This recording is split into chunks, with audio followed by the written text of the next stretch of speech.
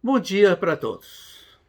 Hoje é um dia muito especial para os equatorianos na sua história. Hoje comemoramos o 10 de agosto, dia da independência do Equador. O que aconteceu no dia 10 de agosto de 1809? Na madrugada desse dia,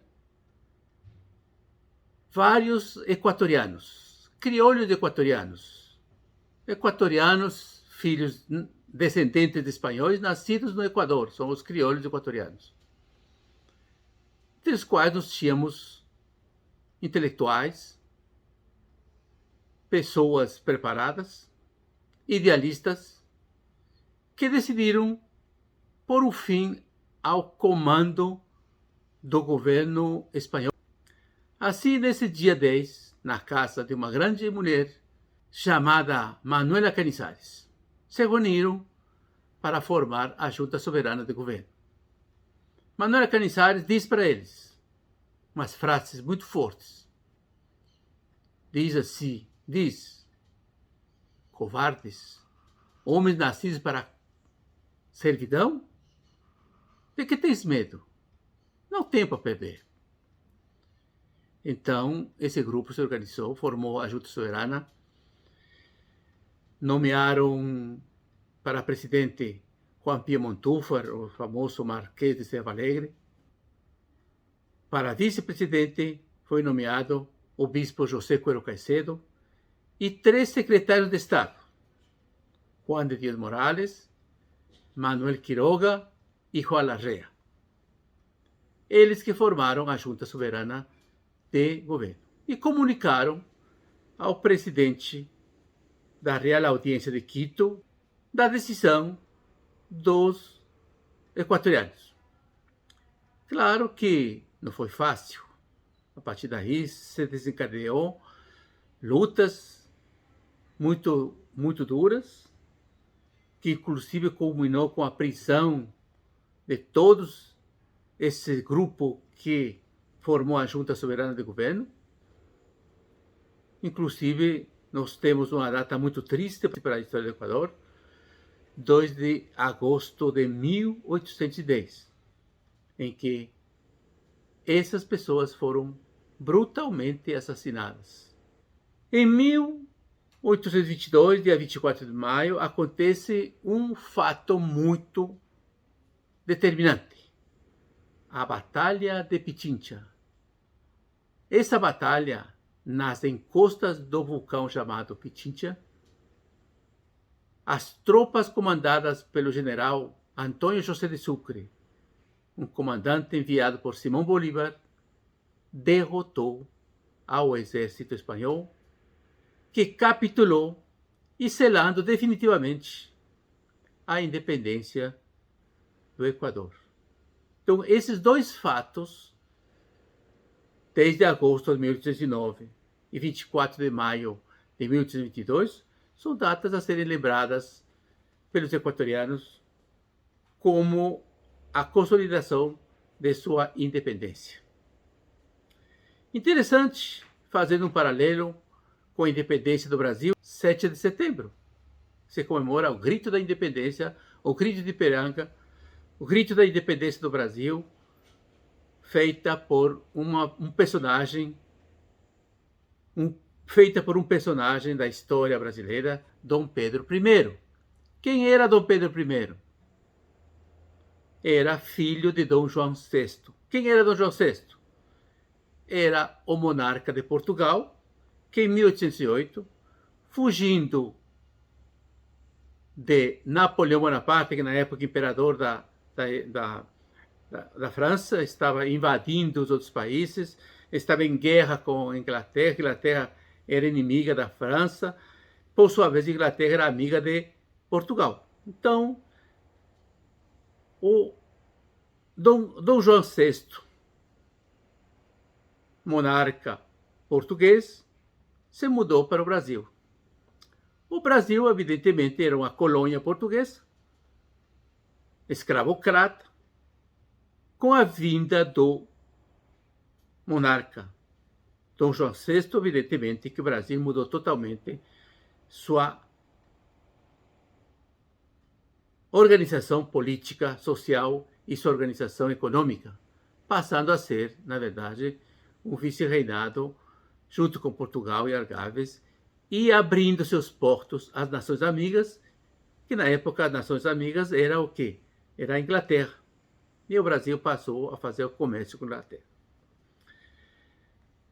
Quando se reorganizou o governo português, Dom João VI voltou para Portugal e deixou seu filho Dom Pedro I, que fez o grito da independência do Brasil, ficou no Brasil.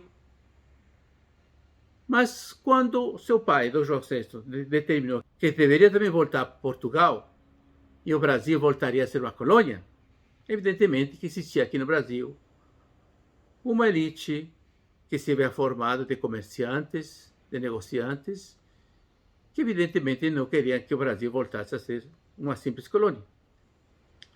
E houve a influência para que o Brasil se tornasse independente, rompesse com Portugal.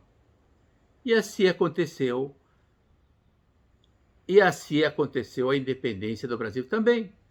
Foi um grito dado pelo filho do Dom João VI, monarca português, que o Brasil, na época, já tinha deixado de ser colônia. Pois bem, então, isso aconteceu no Brasil, mas também, fazendo um paralelo entre Equador e Brasil, nós vemos que os gritos da independência não teve confrontos militares. No Equador só aconteceu em 24 de maio de 1822. No Brasil também houve alguns levantes militares, brigas no Sul, no Rio Grande do Sul, houve em Pernambuco e na Bahia.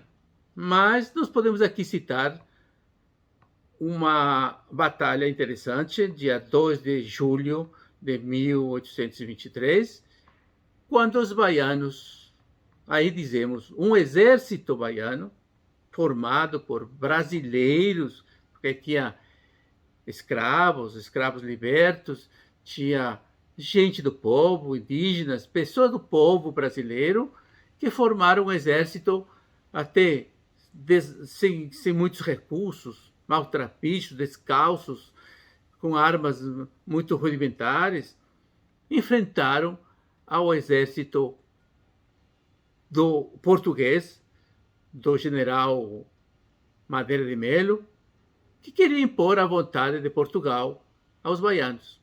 E houve essa luta, e nessa luta eles conseguiram expulsar os portugueses.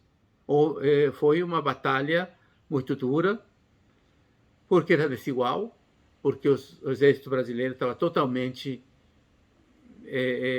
mal organizado, mal armado, mal treinado, mas a grandeza de sua vontade de liberdade levou a essa batalha que eles ganharam. E aí nós temos a história de heróis brasileiros como Maria Quitéria, que foi uma mulher que se vestiu de soldado e lutou.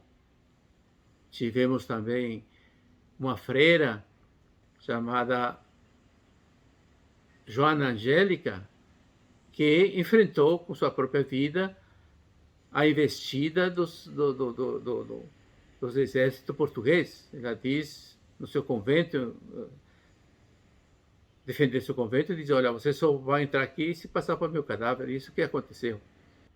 Nós podemos dizer que tanto uma independência quanto outras do Equador e do Brasil, no caso do Brasil, a independência foi feita pelos próprios portugueses, pelos descendentes de portugueses. E no caso do Equador, foi feita por descendentes de espanhóis. Então, nesses dois casos, nós podemos dizer hoje que ainda a independência ela tem que ser plena e total, porque a independência ainda não aconteceu para os povos originários da América, os originários do Equador e do Brasil, os ameríndios, os índios, nossos ancestrais, que ainda hoje sofrem com as desigualdades sociais. Então, esperamos que nos próximos anos, tanto no Equador quanto no Brasil e na América toda, os povos originários consigam a sua liberdade, alcançando os direitos iguais de todos e se integrem totalmente ao progresso, à civilização, ao mundo, às riquezas, à modernidade. Que esses povos possam realmente ter os mesmos direitos da grande maioria das pessoas que se formou depois das respectivas independências. Ainda existem desigualdades sociais muito fortes que precisam ser superadas para que a liberdade, o grito da independência, ele realmente alcance plenamente a todos os equatorianos e brasileiros que foram beneficiados por esse grito da independência. Muito obrigado.